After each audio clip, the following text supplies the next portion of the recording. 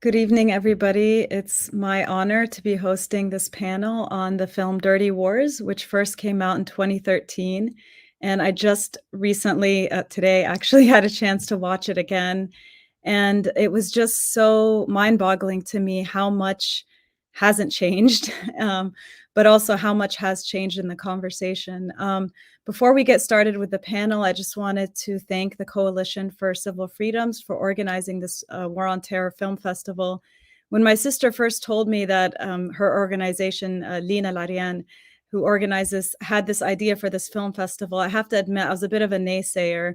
I said, it's a 20 years since 9/11. There's going to be so many events like this, and you're just going to get lost in the shuffle, and there's going to be so many conversations. And then the anniversary came, and that slew of events I was expecting in my mind didn't seem to happen, let alone conversations like this that really forced a reckoning, that really forced difficult conversations. And I think that's in part because, and I'd love to hear from all of you what you think, that we're not ready for this reckoning, that people aren't willing to have these hard conversations. But it's been really incredible over the last few weeks. This is a month-long film festival to actually hear these difficult conversations that I think are long overdue. I wanted to introduce our panel tonight and to thank Jeremy Scahill, David Riker, and Rick Rowley for making Dirty Wars. It's such an important film that I hope people go back to again and again to truly understand this era. With us is Jeremy Scahill, an investigative journalist, co-founder of The Intercept, formerly of The Nation magazine, host of a podcast, wears many hats. David Riker, who's the Oscar-nominated screenwriter of Dirty Wars and a film director, and Hina Shamsi, the director of the ACLU National Security Project. I'm so excited to be talking to you all tonight. I wanted to start with Jeremy. You've done a lot of incredible reporting about mercenaries, about the general brutality and lawlessness of the global war on terror. What made you take that reporting and decide to put it into the form of a film like this? Yeah, thank you, Layla, very much. And it's for me really. This is like chatting among old friends and colleagues. And I look there at Hina Shamsi and just remember the years that even before we started making Dirty Wars, working on the emerging drone program and the attempt to sort of normalize and legitimize assassination as a central component of American foreign policy that took place under Mr. Transformative President, constitutional scholar Barack Obama. But how much I learned from Hina about the intricacies of the legal battle that was taking place away from the overt and covert battlefields of war, but behind the scenes for many, many years, even predating 9/11, to challenge the excessive use of force and usurping of authorities by the executive branch of the Congress. So, executive branch usurping the powers of the Congress in pursuit of its unilateral war strategies. And I always said during both Bush and Obama that Hina and other lawyers like the late Michael Ratner of the Center for Constitutional Rights were truly some of the great freedom fighters of our time. And that's true to this moment. It was true under Trump. It's true under Biden.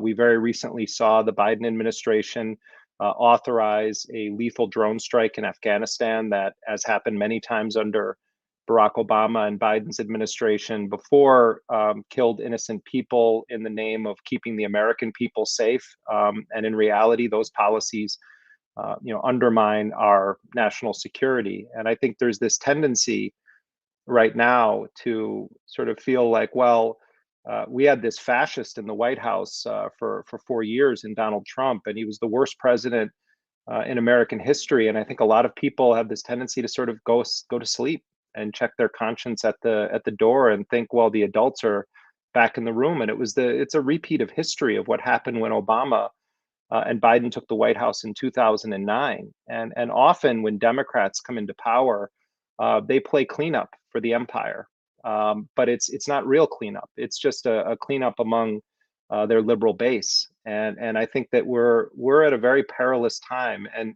to directly answer your question, Layla, I started off my life in journalism working for Amy Goodman at Democracy Now! And learned radio as a trade, not as a career choice, but as a trade, the way that a plumber or a carpenter or an electrician would learn their trade. And I think that because that's how I entered journalism, I had this just this sense that that journalism should be a job for working people.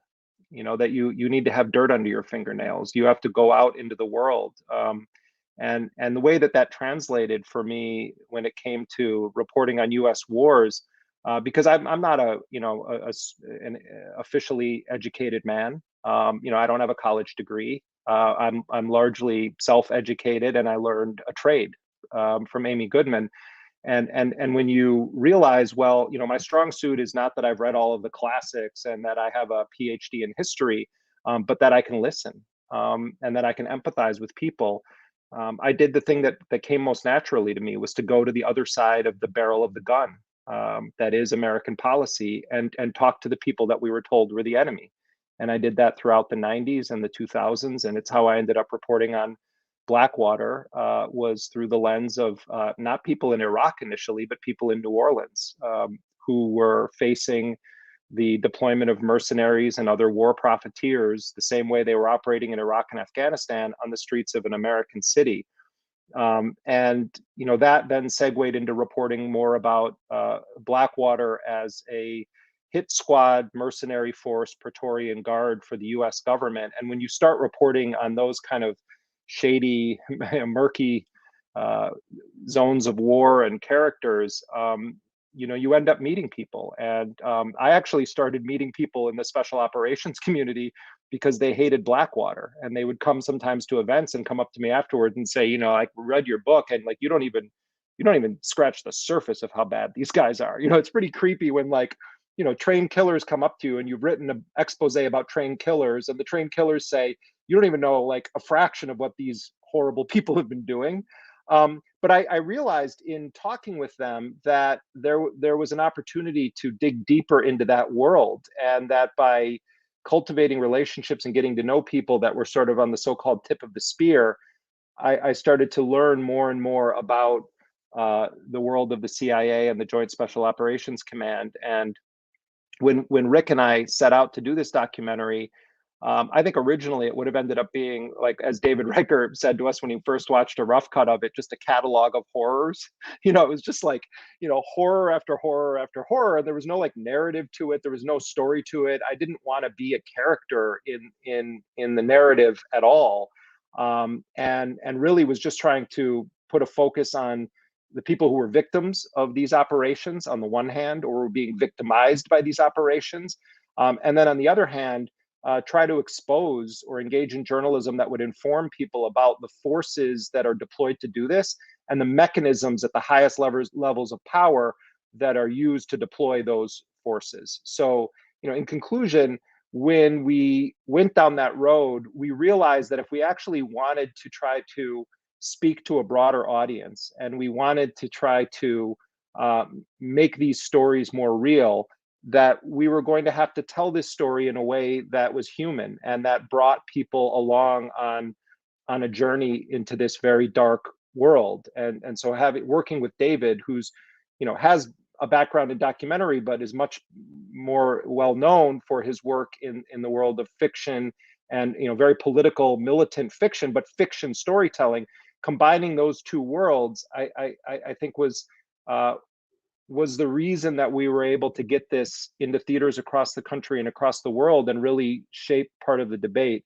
And for people who just watched the film, and this is the last thing I'll say before I shut up, Nasser al-Awlaki, Dr. Nasser al-Awlaki, who's one of the main characters of the film, the father of Anwar al-Awlaki, who is arguably the main character of our film, and his son, Abdulrahman al-Awlaki, both of them were killed in drone strikes. Then under Trump, another one of Nasser al-Awlaki's grandchildren, a granddaughter, was killed in one of Trump's first covert actions that he authorized in Yemen. So this man who lost his son and two grandchildren to US covert operations by drone strike died September 28th of COVID in Yemen.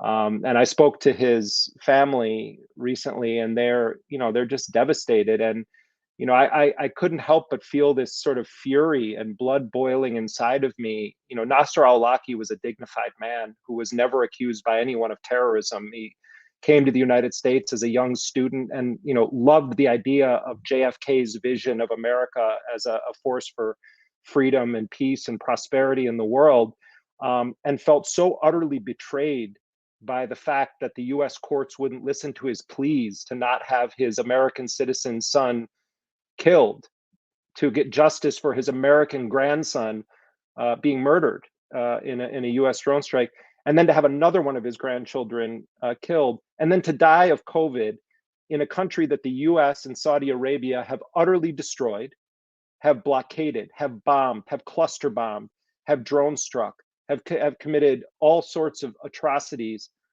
caused famine, cholera through their economic blockades and policies, and have refused to give any meaningful aid to combat the horrifying reality of COVID's rampage through Yemen. The fact that this man lives in a country that the US has spent endless amounts of money on to drop bombs, but refuses to do anything to address the humanitarian catastrophe, that he would die of COVID, to me is a sick and twisted metaphor for everything the United States did to that family.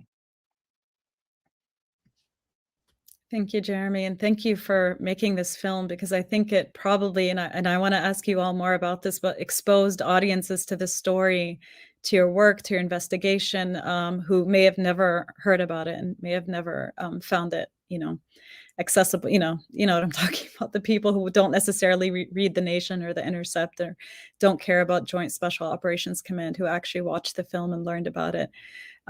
You bring up Nasser al-Awlaki.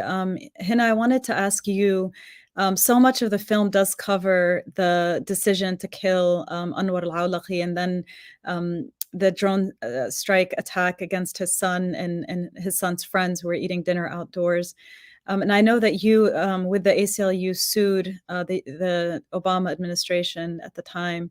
Can you talk about that lawsuit and talk about what recourse American citizens currently have to challenge their execution or the execution of their loved ones who are US citizens? Yes, sure, Laila. Thank you. And thank you so much for CCF having this wonderful and necessary, I think, film series. And thank you also, Jeremy, for your kind words. Seeing you again, it's bringing back a lot of memories, like watching the film again did. And for those who watch the film and want to learn even more, I think Jeremy's book is an excellent source of information. I've always learned from reading Jeremy, as well as obviously the work that he's produced. So I'm grateful for that. So Laila, if I can, I'd like to step back to before our representation of Nasser al-Awlaki and the parents of Samir Khan, who was also a US citizen, killed. And what we're talking about here with respect to this use of lethal force actually began under Bush in 2002. And this thing that, risks becoming so normalized, and I say risk because I refuse to give in to this is becoming, it's got to stop, and we see more movement towards that. This pre-9/11 is the kind of thing that the US used to criticize other countries for, right? Criticized Israel for Israel's targeted killing program. And what didn't get a lot of attention at the time with that drone strike in 2002 in Yemen, or enough controversy, I think, although there was some, was that the US was claiming the authority to use lethal force against people who were suspects, right? Terrorism suspects, even outside of a recognized armed conflict, right? And I'm so glad Jeremy called the book and the movie Dirty Wars, because, we focus on the human consequences, the human rights and civil liberties violations, and no war is ever clean, right? No war is ever clean. But part of what we're talking about is what the US has been doing both in the context of war as well as outside of the context of war. So that was a big deal at the time, 2002, the claim of authority. So where's the geographic limit to, your claims of war-based authority if you think you can go after a terrorism suspect in Yemen when you're actually engaged in a war in Afghanistan, right? And then the lethal strikes began in Pakistan. So what are the limits here? What's the basis? And what are the consequences? And why are you doing this? I think in the early years, it was all done in secret, right? No acknowledgement, still continues to a significant extent, certainly for CIA lethal strikes and often for special ops lethal strikes. And it just kept expanding. And it was what we used to call targeted killing, which I no longer really use because I don't think it's targeted. It's not, to the extent that you can think of targeted as limited, it's not that. And it just becomes another euphemism, like enhanced interrogation or the latest travesty, which is over the horizon strikes, a euphemism for unlawful killing, not permitted under domestic and international law. And maybe we can talk about the ways in which Congress has allowed for that to happen, but there are really some moves to restrain it. But it was the growing concern, right? And so we sued for the legal justifications because there were secret rules for killing, not just that the United States was killing, but with secret rules. And that in itself is a danger and a travesty for reasons that I hope are obvious. And then when it became public that Anwar al-Awlaki had been put on this hit list, in essence, and we were in discussions with Nasser, who was a client and also one of the most principled and honorable people I have had the privilege of meeting. And his death is just a huge loss, and I know deeply felt in Yemen as well. And what he wanted was answers, right? And what he wanted was, he wasn't in touch with his son. What he wanted was, why is this country that he had come to as a student and believed in, willing to put one of its own citizens, his son, on a kill list? And that original case was dismissed for a legal rule, lack of standing, in essence. Like Nasser couldn't represent the interests of his son, is what the court decided, although I think there were very good arguments that we had for him being able to do that. And then when Abdul Rahman and Samir Khan and Anwar al-Awlaki were killed, we represented Dr. al-Awlaki and the Khan family. And throughout was, and Jeremy referred to this, throughout this, I'm very uncomfortable with, distinguishing between Americans and others. That's just not how we should think about these things. But our legal system does distinguish between the constitutional rights of Americans that can allow you to get into court and challenge things, and its limited rights of non-citizens, right, which is another sort of travesty that we can talk about in terms of accountability. And there was something, I think, different in what the US was doing, which is claiming, it had already been doing this, judge, jury, and executioner is what presidents were turning themselves into, but essentially becoming judge, jury, and executioner with respect to one of its own citizens, right? And that was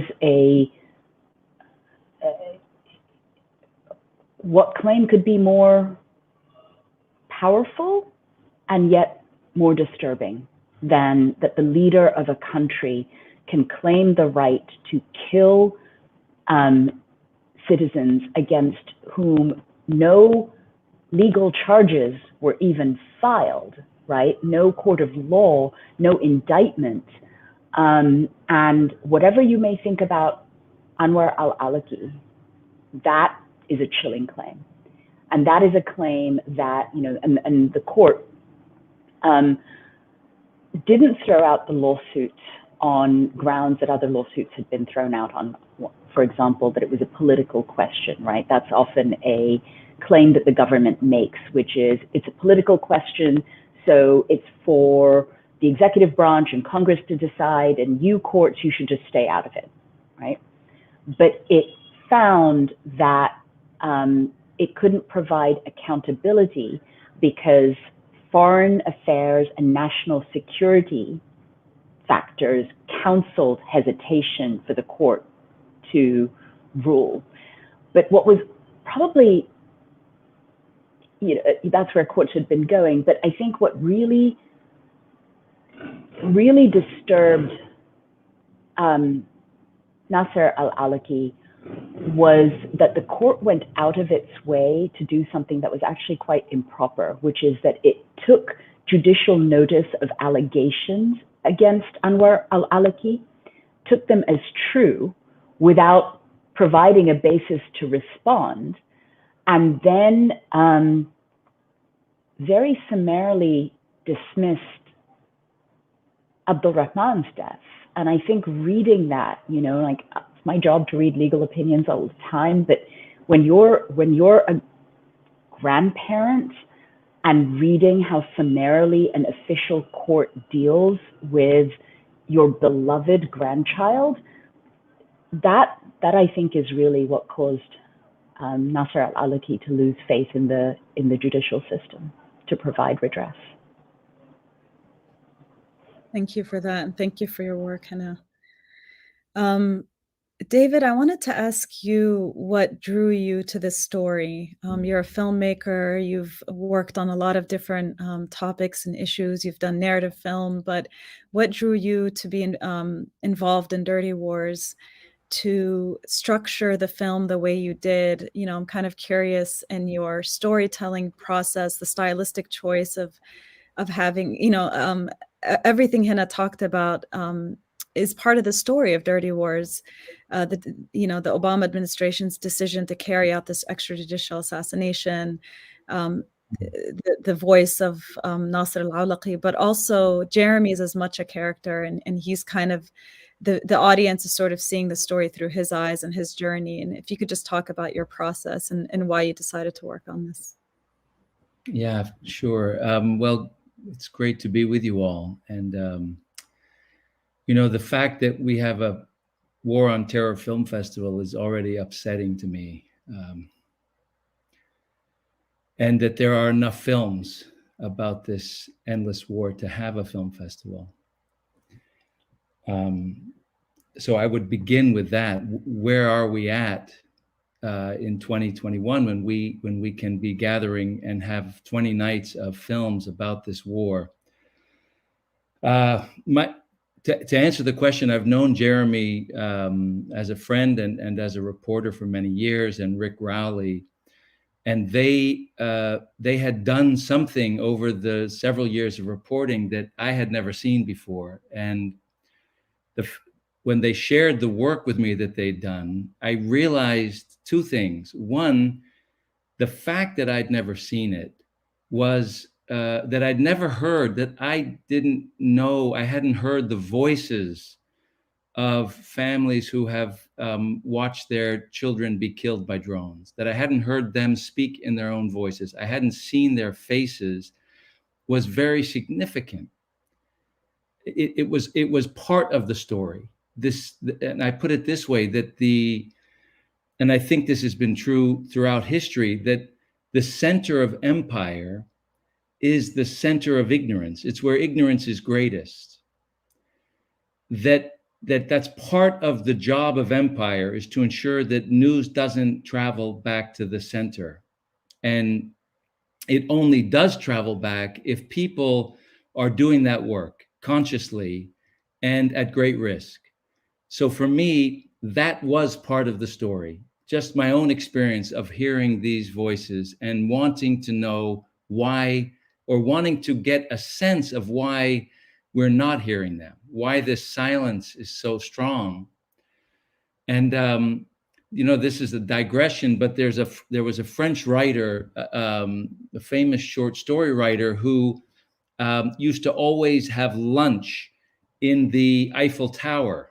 This is in the early 1900s. He would have lunch in the restaurant in the center of the Eiffel Tower. And he was asked by a reporter why he came there every day for lunch, because it was widely known that he hated the Eiffel Tower, that he thought it was an absolute horror. And he said, it's only here that I can't see it. It's only when I come into the center of it that I don't see it. And I feel that way about the United States. I've spent a lot of my life outside of this country, and it's when you get to the edge of the empire that you begin to see things clearly. So the first question was, is there a way that the work that Jeremy was doing and Rick was doing could be part of the story without taking away from the reporting itself? And Jeremy, as a journalist, has never put himself in the story. In fact, I think we've said this before, that he resisted for a very long time. He was very, very insistent that he not be in the film. But there was a problem. And the problem is that outside of people who are already involved or committed to human rights or anti-imperialism or to the Middle East, nobody wants to hear these stories.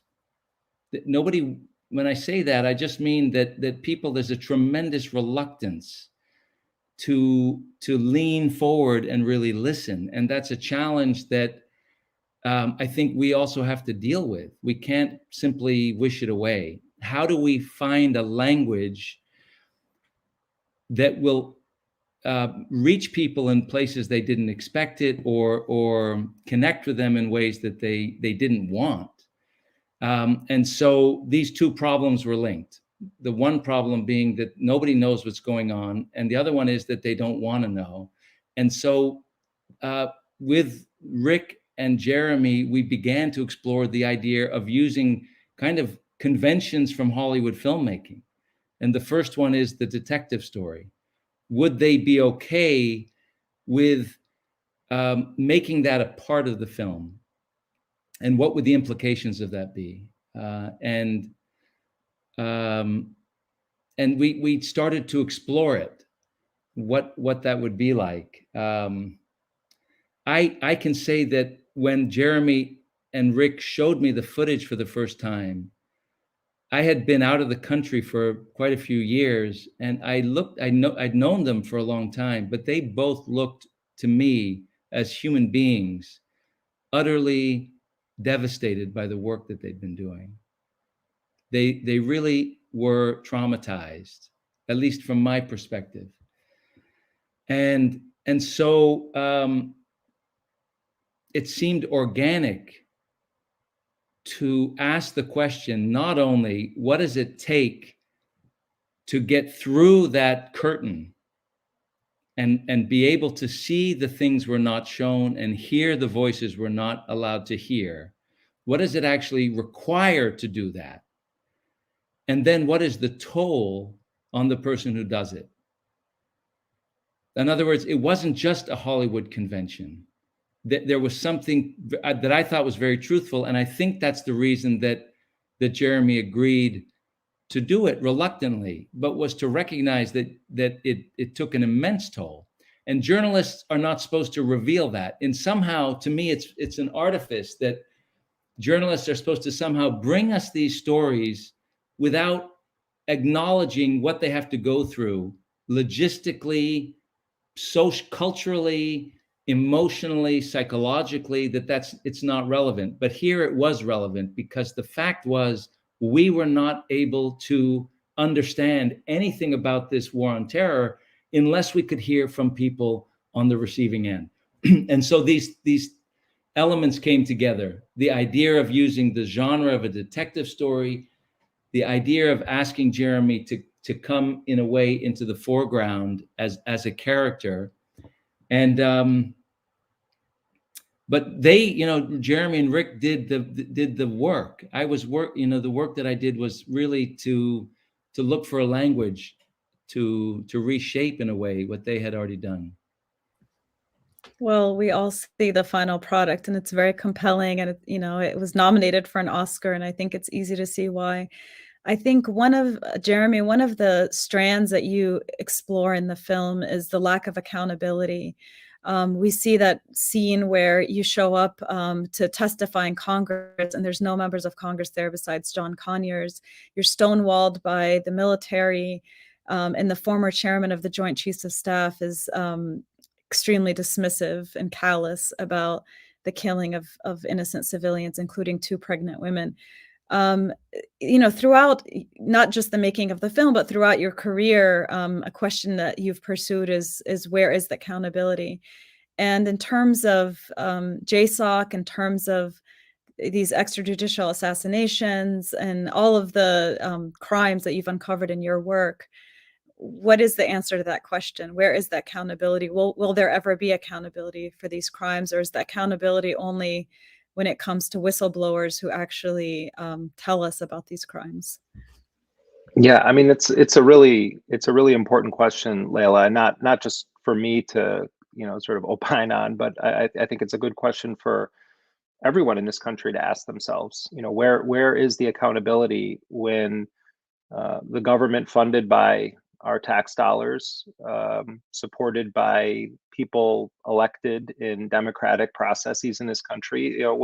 Where is the accountability when this empire commits crimes? This nation has a PhD in pointing out the excesses and abuses and flaws of many authoritarians and despots around the world, while simultaneously propping up and supporting other despots. And sometimes they do both. Sometimes they condemn the excesses of despots who are actually on their payroll, because it sort of gives the veneer that we're a human rights loving nation. And the reality is that we're one of the greatest butchers in the history of humanity. This nation is one of the greatest butchers in terms of organized nation states with a monopolized control over state violence, one of the great butchers of history. The crimes of capitalism and neoliberal economic policy, combined with our iron-fisted militarism, have killed tens of millions of people across the globe conservatively. And I don't say this flippantly. I say it because it's true. It's backed by fact. And I was contemplating this very question a few days ago when Colin Powell died, an unrepentant war criminal, Colin Powell, who is hopefully at the Hague in hell with Donald Rumsfeld, another unrepentant war criminal. Neither of those men faced any justice for the crimes that they committed against the innocent, for the crimes they committed against democracy. But I mean, the crimes they committed against people across the world, in more recent years, many of them Muslim people around the world, those go unaddressed, unpunished, and they are celebrated in death by even people that claim to be anti-war, who won't dare speak the truth because of this fake notion that you don't speak ill of the dead. You want to talk about speaking ill of the dead? Let's talk about the US policy that we revealed in documents that we obtained on the drone program, that there is a very courageous whistleblower named Daniel Hale, who has been convicted of leaking those documents, and was sentenced to 4 years in prison. He's now being held in an American gulag. He's being held in a communication management unit where he has basically no rights to human contact at this very moment. But one of the things that the documents that he was convicted of leaking revealed is that under the Obama administration, I believe this has been true for a long time, but we know it is true at least going back to the Obama administration, that when the United States military or the CIA kill people in drone strikes or raids, if they don't know the identities of the people that they've killed, they preemptively label them as enemies killed in action. And their deaths are recorded as akin to terrorists or combatants being killed. Now, maybe those people are hardened terrorists, maybe they're criminals, maybe they're rapists, maybe they're murderers, or maybe they're absolutely innocent civilians. But the US policy is to preemptively label anyone it kills that it doesn't know the identity of an enemy killed in action. It's a grotesque policy. In fact, what we know is that only if people are posthumously proven to have been civilians or to have been innocent, you know, a vague concept when it comes to war, and the justifications that Hina alluded to about the United States use of force around the world. The notion that's and there's no cliche about it, is Kafka-esque. You are murdered in a intentional drone strike, and you are then labeled as an enemy killed in action or a suspected militant, whatever that means, unless someone goes and proves that that's not who you were. And many of these strikes take place in places where human rights organizations and journalists can't reach.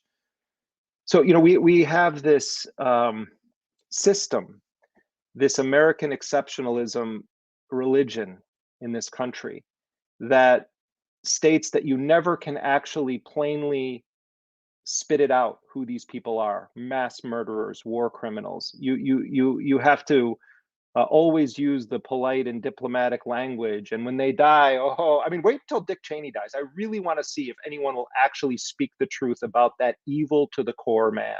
If anyone will speak the truth, it says something about who we are as a society, that when these villains and butchers of history pass away, there's somehow this rule that you can't say the truth about what they did. And one legal issue that I've dwelled on for years since it first came across my desk, and I'm sure Hina is very familiar with this, and it directly, I think, cuts to the question, Laila, about accountability. If ever there was a moment when there would have been a confrontation of the excesses, abuses, crimes of the imperial state, it would have been coming out of the 8 years of Bush and Cheney, the stone cold facts that had been published about their torture, their lawlessness, their extrajudicial killings, their Guantanamo, the secret prisons, the black sites, the waterboarding, the OLC memos, the attempts to justify terrorism committed by the United States under that Bush-Cheney administration. It would have been when a constitutional law scholar who ran on a platform to oppose the abuses that had been committed under Bush and Cheney, that would have been the moment in the history of this country to have a formal reckoning with the crimes of empire, the crimes of the CIA, the crimes of the Bush-Cheney administration. But what Obama did that we all know about, and then I'm going to tell you something that not many people know about. What we all know about is that Obama said we have to look forward, not backward. He elected not to pursue prosecution of any of the torturers, not even the so-called bad apples low down the line. They basically just gave them all a get out of accountability free card with the veneer of legitimacy stamped by Mr. Transformative constitutional law scholar president. What is less known, though, are the mechanics of the legal mechanisms that have been used to absolve these people of their crimes. And I'll give you one concrete example. When Rumsfeld was the defense secretary, and people had died at Guantanamo, and other people were being tortured around the world, there were a number of lawsuits brought by civilians, some of them American citizens, some of them non-American citizens. Some were family members of these people, some were the people directly. But there were lawsuits filed seeking to hold Donald Rumsfeld and other US officials accountable for torture, accountable for extrajudicial detention and kidnapping. And these lawsuits made their way through the courts.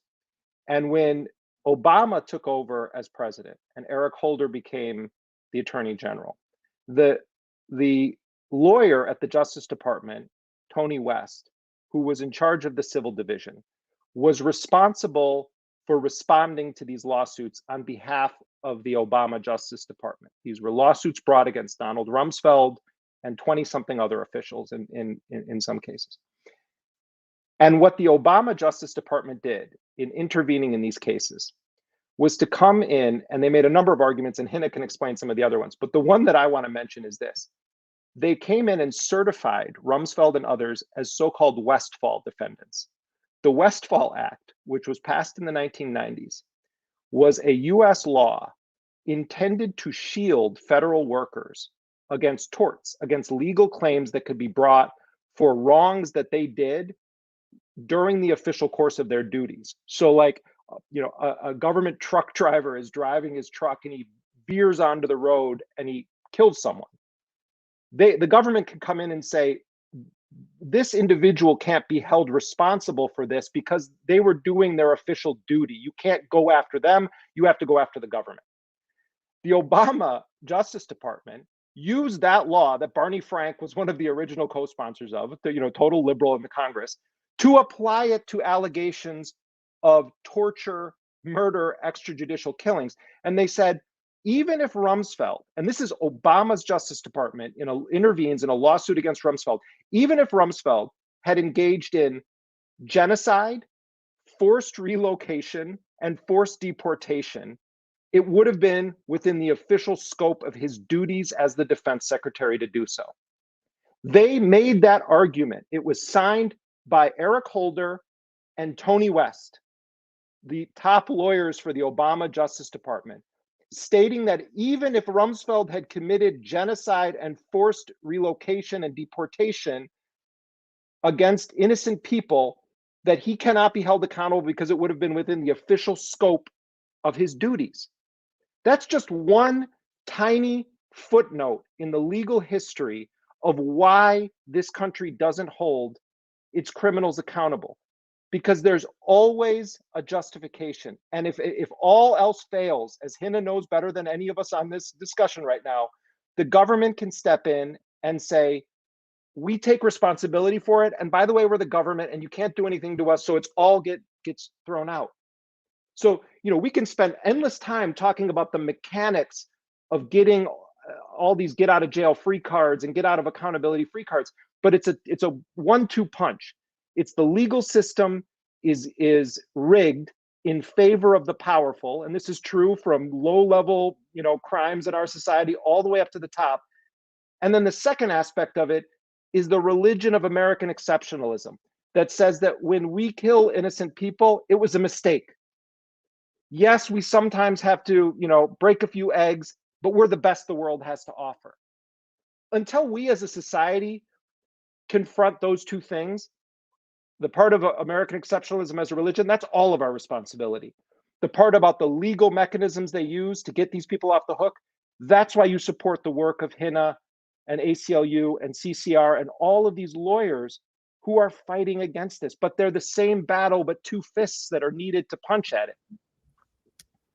Thank you for that. I wasn't aware of that. I think it goes well beyond let's look forward, not backward. This is, really covering up for the crimes of the Bush administration. And, I think there's a lot of reasons why I think people in power like to cover up for their predecessors to protect themselves moving forward because they're afraid of precedent. But it also, I think, speaks to why so many people globally outside the US, David, you talked a lot about people outside the US, but why they oftentimes think that the US is being hypocritical when they talk about human rights, when you have every administration kind of take this tack. Hina, I wanted to ask you, Hina, sorry. As the US was leaving Afghanistan, there was a drone strike against Zardari Ahmadi, who the US said was a member of ISIS initially, and it wasn't until journalists started asking questions and forced them to admit that, in fact, he wasn't a member of ISIS, that what they claimed was a weapon he was loading in his car was actually something like bottles of water. And it was, in my mind, as far as I could tell, the first time in a very long time that a mainstream news organization in the US, like the New York Times, actually thoroughly investigated one of these drone strikes. Imagine if they had investigated every single drone strike that took place in the last 2 decades of the global war on terror. You're representing his family, I believe, with the ACLU. Can you talk about the parallels? There's a question from the audience between that strike and that of Mohammed Dawood. Was it also JSOC that was involved in this latest airstrike? And can you talk about the lawsuit and where you see that going? Thanks, Laila. And I will do that. I just want to pick up on something that Jeremy said, because I think it's so important. He talked about what the Obama administration did, and rightly so, with respect to Rumsfeld. what we're also talking about is ways in which institutions become corrupted. My first sort of human rights lawsuit that I was involved in, I had a career change after 9/11, just when it became clear, and I wanted to do every single thing I possibly could to help. My first one was on behalf of Iraqi and Afghan torture survivors. And it was the first lawsuit that was filed against Donald Rumsfeld. And it was, so watching the movie, one of our clients was from Gardez and was tortured because of a case of mistaken identity, not that torture is ever justified, but torture or mistaken identity, or sort of he'd been turned over because of a dispute amongst some local people. But in court, part of what the judge found when the Westfall issues were raised and immunity in that case was that when the US is at war, torture is a foreseeable consequence.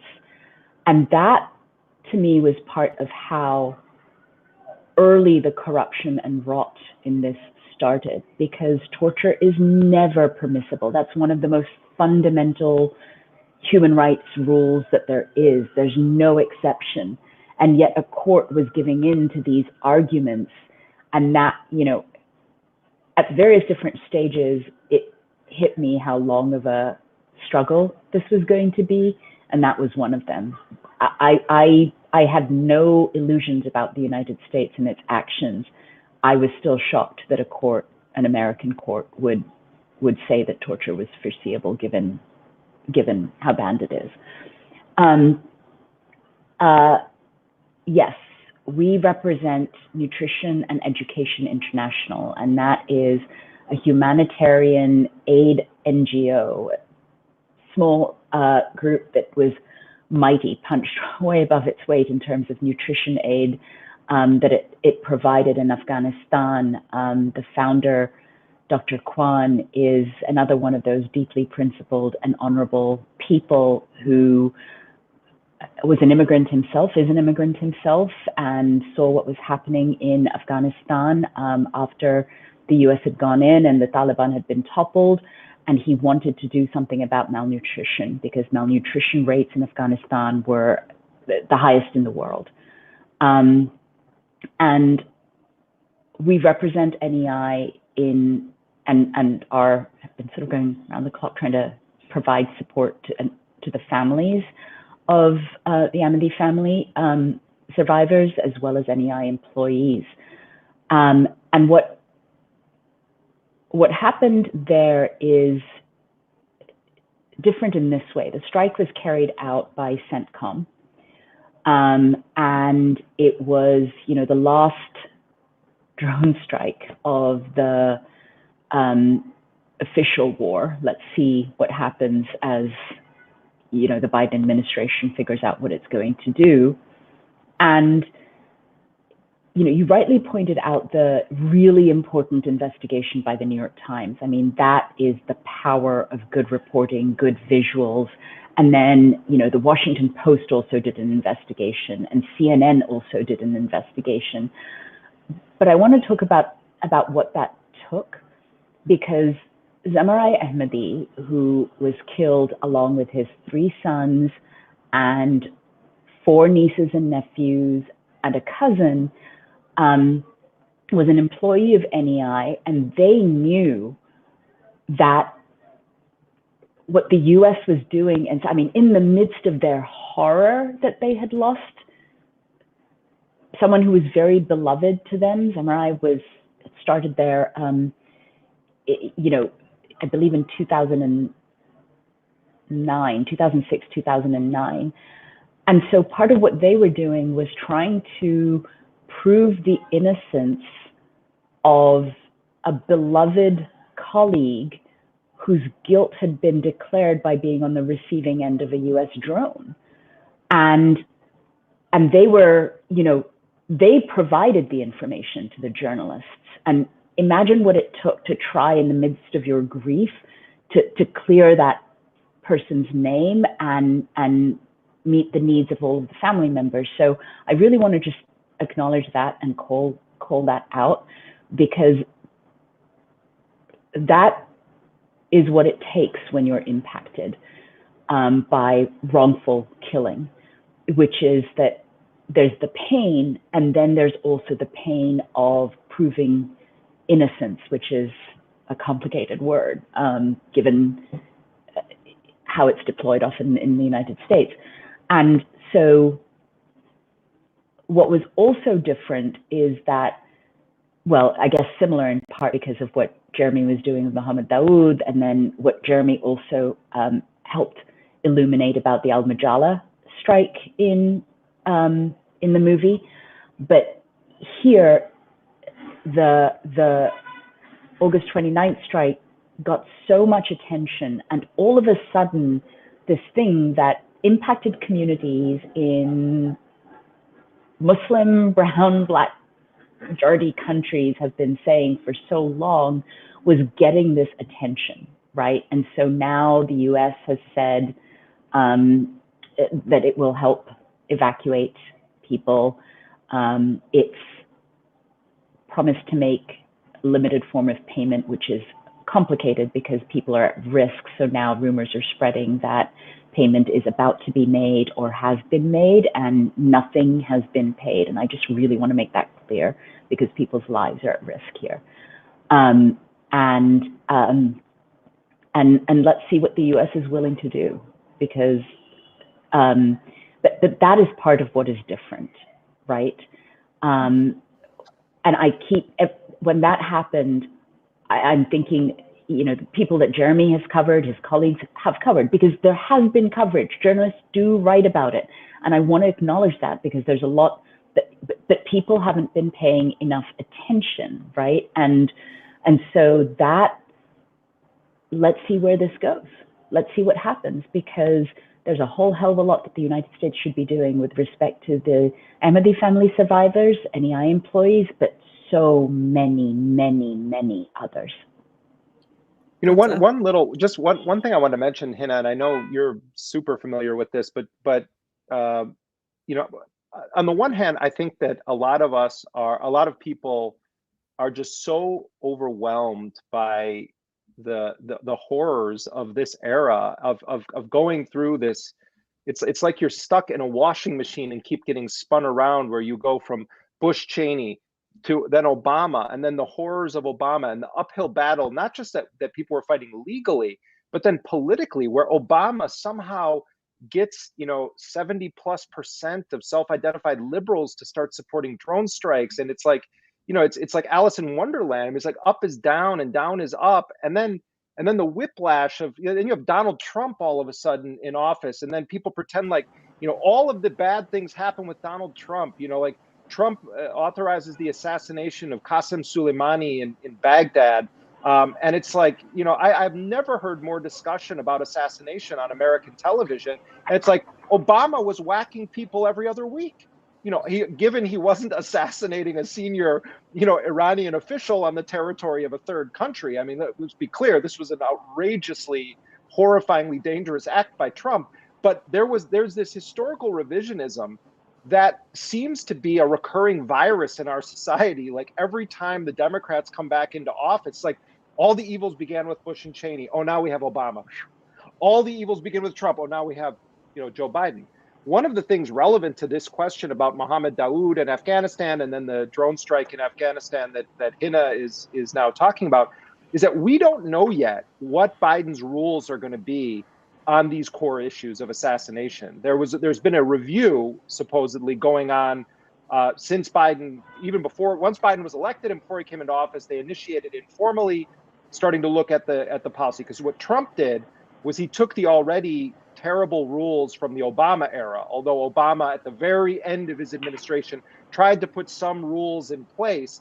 But I really think Obama thought, okay, Hillary Clinton's going to be president, and we're going to have a continuity of government, and we're going to be able to figure all of this stuff out.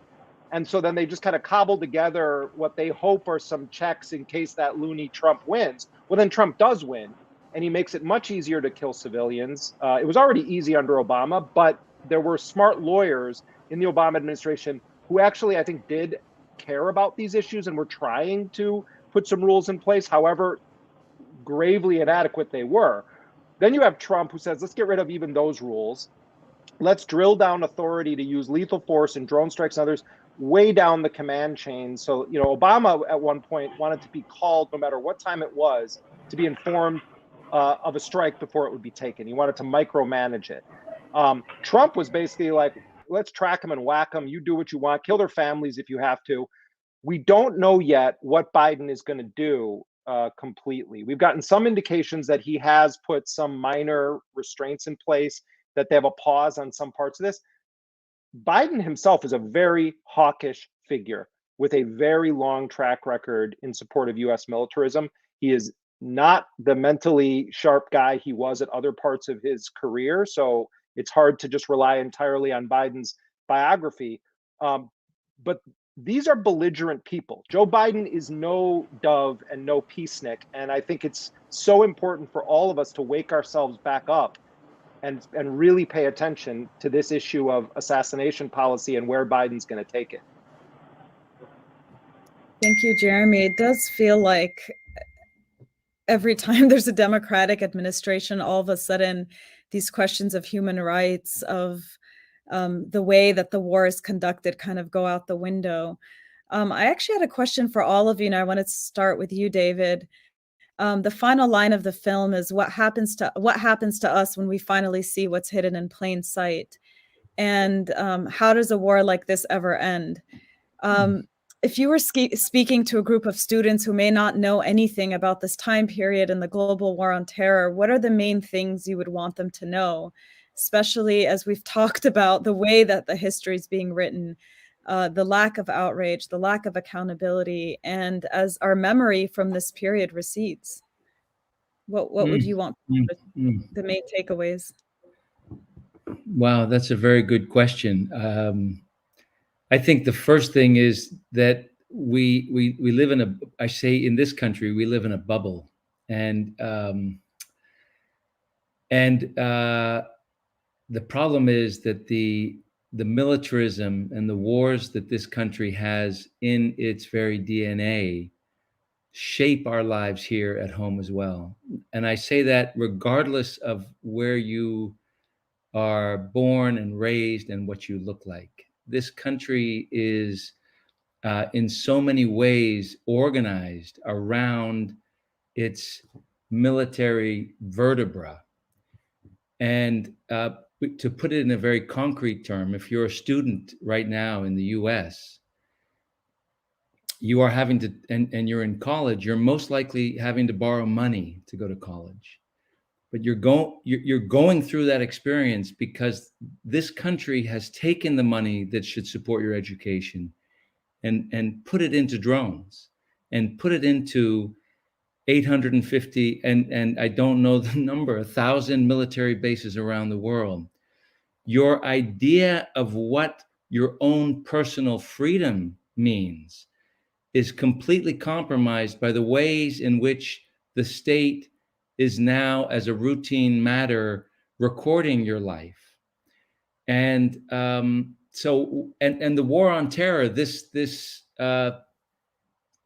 20 years that the festival is looking at, has so normalized aspects of this now that the Department of Homeland Security, I mean, I'm not an expert in this subject. The two, Hina and Jeremy are dealing with this every day, but I see how the institutions that are organizing our lives in New York City, along the border, the choices that are available to us right now, we're being told that there is no money for a project around climate change. There is no money to look at the possibility of parental leave. There is no money is the mantra, at the same time that the same Congress has passed an increase in the military budget.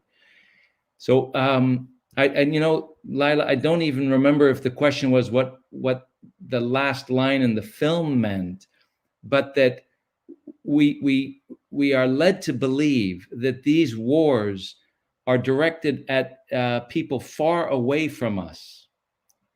Here, I'm speaking about living here in the United States. And if you're not on a front line of the receiving end of these wars here, we're really made to think that this is about a place far away. But the target is also ourselves. The target is our own sense of what our resources are for living, our ability to have some privacy, our ability to move freely. We are also in the bullseye of, you know, in the crosshairs of the war on terror. And we will be, and that will not change until a state that is primarily organized for war is transformed.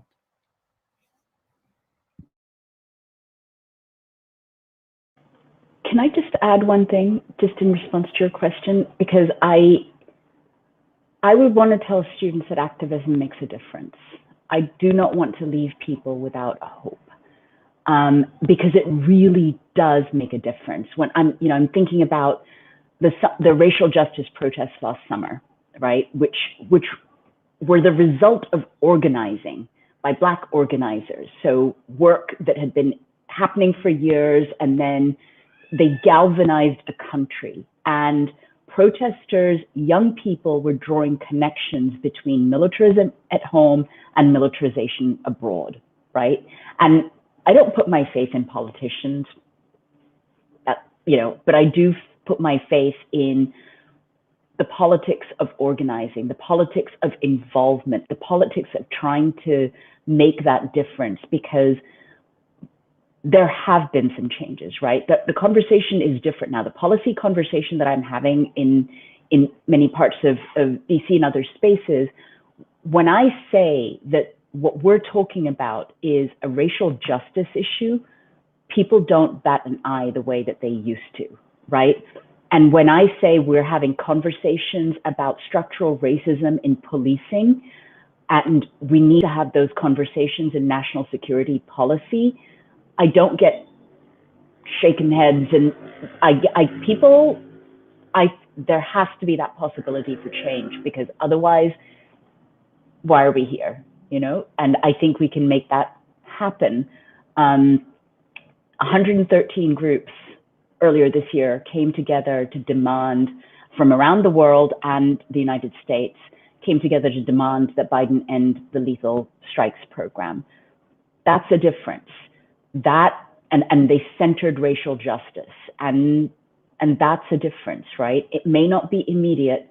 I had not thought when I started doing this work how long it would take, but we can't not do it. That's not a choice. Thank you, Hina, for that sense of hope amidst all this gloom and despair. And I'd be remiss if I didn't say that I think so much of the core opinions you talked about, the callousness of the public officials, of the politicians, of those in the military, is rooted in deep dehumanization of Arabs and Muslims and Black people and the people who are at the other ends of the bombs and the bullets. And I think that should always be part of the conversation. Jeremy, I'd love to hear some final thoughts from you as well.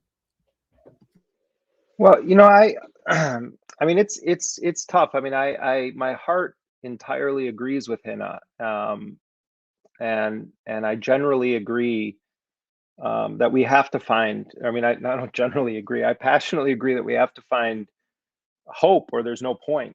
And I do think that there have been extraordinary shifts in the ability to raise key questions of justice in our society that have been the work of the people most affected by them. And it's true in war, and it's true in the wars at home.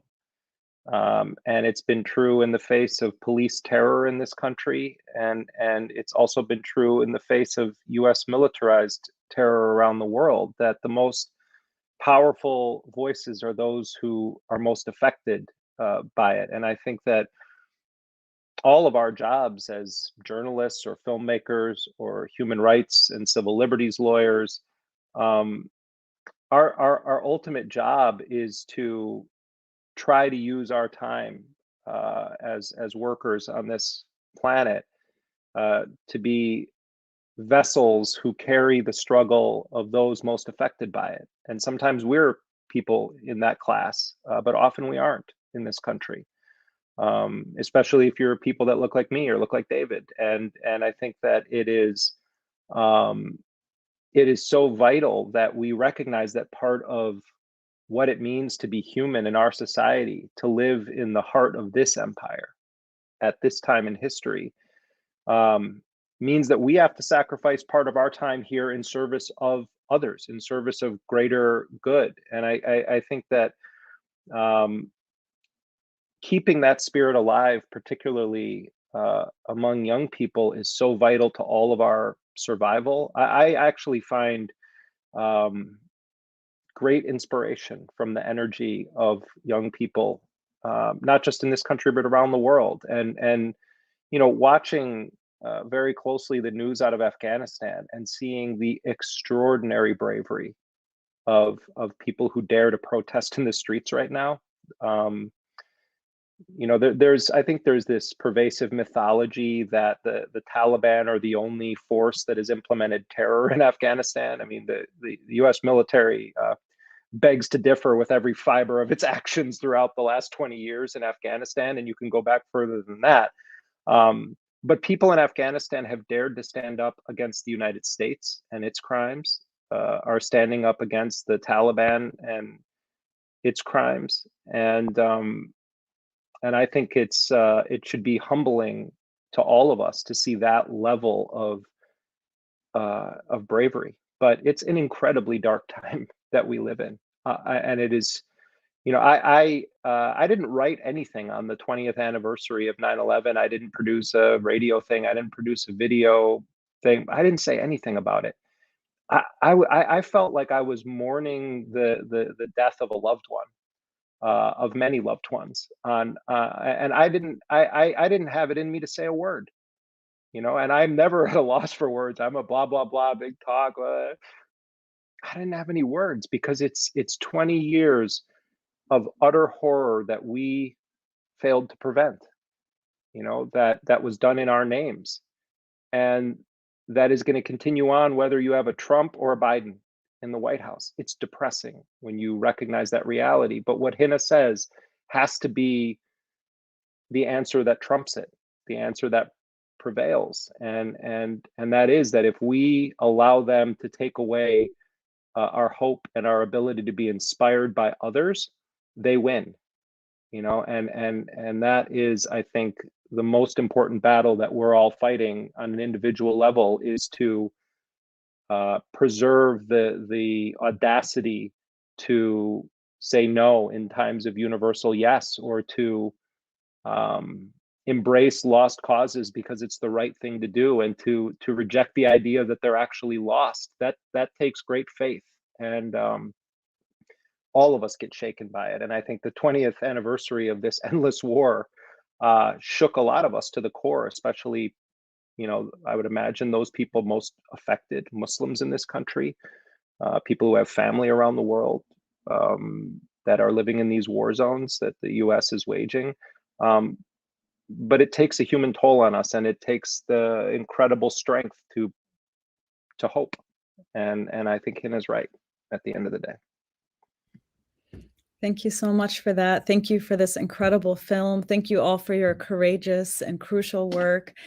For those who missed the screening of Dirty Wars, there will be a re-airing on Tuesday, October 26th at 12 p.m. The War on Terror Film Festival is presented by the Coalition for Civil Freedoms and sponsored by several partner organizations that are human rights and advocacy groups. Please check out their websites. You can watch a recording of this panel as well as all the other panels. There's one tomorrow featuring Michael Moore and Fahrenheit 9/11. And please consider donating to the Coalition for Civil Freedoms to help advance their work. Thank you all so much for this great conversation.